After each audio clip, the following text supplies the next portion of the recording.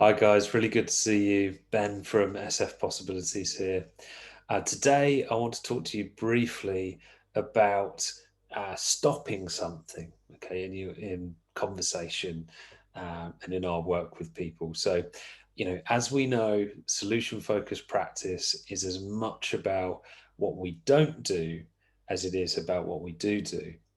And one of the phrases that I'm going to suggest we might try and cut out in our conversation with clients is the phrase well done. And the reason for that is that it's a conversation stopper, it's a conversation killer.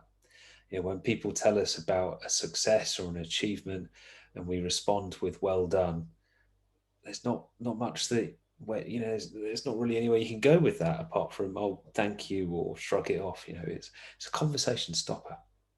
And in solution focused practice, we want to invite description. We want to invite thinking around how people manage those achievements and successes. So the suggestion here is let's cut out that phrase "well done," and that's easier said than done because the phrase "well done" just rolls off our tongue all the time. It's something we're used to saying. It's really common in our conversations with people, and you have to really sometimes really deliberately and purposefully stop yourself from doing that.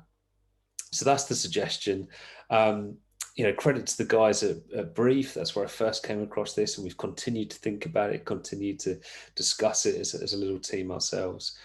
And I noticed it. I was looking back on a recorded session of mine with a client who was telling myself and a colleague about how they'd managed to pass an exam, pass a test. And you watch as my colleague instinctively, and of course with good intentions, just responds by saying, "Oh, well done! That's amazing! Well done!" And the conversation sort of stops there. And we come back in, we sort of pick it back up again with some of those trademark solution focused questions like, how did you manage to pass the test? What did you do to prepare for it? What efforts did it take? That sort of stuff. And we learnt about someone who had actually put lots of revision in to this exam, but not just that, they'd done so at a time where they were on heavy medication. So they were feeling sleepy, they were feeling lethargic because of this heavy medication they were using, and yet still they convinced themselves to pick up their books, to pick up the laptop, and to keep revising, to keep revising.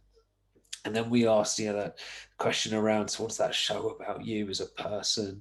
And they said, well, I know that I'm a strong person.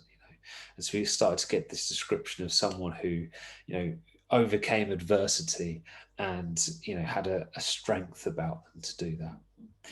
And the point here is that that kind of description, that kind of rich description can be lost if we use the well done phrase. That sort of description around actually, I overcame adversity to do this. I know that I've got strength in me to do that. That can be lost if we use the phrase well done.